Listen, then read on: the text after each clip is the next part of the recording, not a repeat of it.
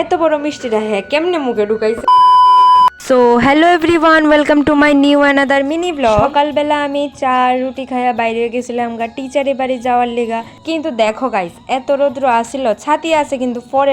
তারপরে এদিকে হাঁটতে হাঁটতে গেছিলাম যে জায়গার মধ্যে আমার একটা বান্ধবী আইব, তো তাই লেগে আমি কতক্ষণ সময় এখানে ওয়েট করছি। ওয়েট করতে করতে বোরিং লাগতেছিল, এই লেগে ভিডিওই করছি। তারপরে যখন টিচারে ছুটি দিছে আইবার সময় এখানে দাঁড়ায় দাঁড়ায় আবার ভিডিও করতেছিলাম, তাই এত লজ্জা পাইতেছিল ভিডিওর মধ্যে আইবার লেগে। আগে কিন্তু অনেকবার আইছে, তবু তাই লজ্জা পাইতে। তো এদিকে লজ্জা টজ্জা শেষ, তো এদিকে আমরা দুজন মিল্লা সেরা একটু নাটক করতেছিলাম ক্যামেরা। তারপরে বাড়িতে আইছি গাইজ, হে আজকে 3টা মিষ্টি খাইছে, মানে একটার পরে একটা মুখে ঢুকাইতেছে কিন্তু কেউ নজর লাগায় না গাইস আর খাওনের উপরে। তো আমি ভাত খাবার পরে একটা মিষ্টিও খাইতে পারছি না, কারণ ভাত খাবার পরে আমি কোনো মিষ্টি জাতীয় কোনো কিছু খাইতে পারি না। তো আমার মিষ্টিও হেরে দিয়া লাইছিলাম, তো হ্যাঁ খুব ভালো মিষ্টি খাইতে পারে। তো সন্ধ্যাবেলা আমি এদিকে চাটনি আর রুটি লইয়া বইছিলাম, এই কম্বিনেশনটা আমার খুব ফেভারিট, মানে খুব। তারপরে আমরা গেছিলাম বাজারে, একটু কেনাকাটা করার ছিল, মানে বৌদি একটু শাখা কিনবো, তো এইদিকে শাখার সাইজ ডিজাইন সবকিছু দেখতেছিল। তো আমরা হইছি কি দর্শক, আমরা দাঁড়ায় দাঁড়ায় দেখতেছিলাম, এদিকে হে দাঁড়ায় দেখতেছিল আর আমি এদিকে দাঁড়ায় দাঁড়ায় দেখতেছিলাম তারা কত সুন্দর সুন্দর শাখা দেখতেছে। তো ফাইনালি শাখা কিনা শেষ, এদিকে দাদা ভাই লইছে